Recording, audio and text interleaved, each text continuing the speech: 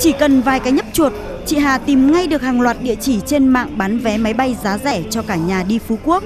Sau nhiều cuộc nói chuyện, chị rất tin tưởng với người có tên Facebook Thanh Hà này. Chị Hà đã chuyển khoản hơn 25 triệu đồng và nhận được cốt vé qua email. Những tưởng yên tâm tới ngày bay, ai ngờ khi kiểm tra lại trước khi bay, chị Hà mới phát hiện mình bị lừa. Bạn ấy đăng bài bán hàng, rồi là bạn ấy đăng ảnh cá nhân ấy, thì mình rất là tin tưởng. Thì cũng mới chốt là mua vé của bạn ý. Vietnam Airlines nó có chương trình là 500.000 một vé. Bạn ấy bán ra cho em là 650.000. Và nếu em tự đặt em không thể đặt được, thì nên em đã đồng ý mua của bạn ấy mức giá cao hơn một chút so với cái chương trình khuyến mại của Vietnam Airlines. Cho nên cho em mới bị mắc lừa.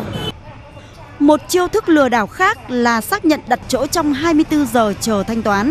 Sau khoảng thời gian này, các đại lý sẽ không thực hiện thanh toán và để vé tự hủy trên hệ thống dù đã nhận tiền của khách bay.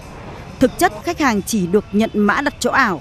Tình trạng này diễn ra với khách hàng của cả 3 hãng Vietnam Airlines, Vietjet Air và Jetstar Pacific, bởi cả 3 hãng đều có chức năng thanh toán sau 24 giờ đặt chỗ. Khách hàng thì thường là không chú ý đến những cái thông tin của chính hãng, mà thường tin vào những cái đối tượng lừa đảo với cái giá vé rất là thấp hơn nhiều những cái giá mà đã được các hãng công bố.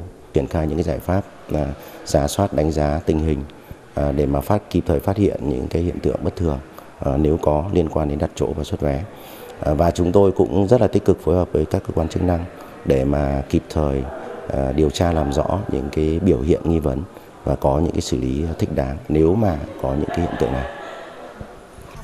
Đại diện các hãng hàng không cũng chia sẻ, do đây là giao dịch dân sự giữa các cá nhân, hãng hàng không không thể hỗ trợ xử lý các sự vụ, chỉ dừng ở mức cảnh báo tư vấn. Cái việc vi phạm như thế thì nó là tội hình sự rồi, vì là chỉ cần chiếm đoạt 2 triệu cho nên là đã phạm tội lừa đảo. Cái tội phạm ở trên mạng thì nó sẽ thuộc về cái phạm vi trách nhiệm của Cục An ninh mạng và phòng chống tội phạm sử dụng công nghệ cao. Họ không xử lý thì nó sẽ dẫn đến cái tình trạng là khuyến khích tội phạm, sẽ không ngăn chặn được những cái tội phạm nó tái diễn.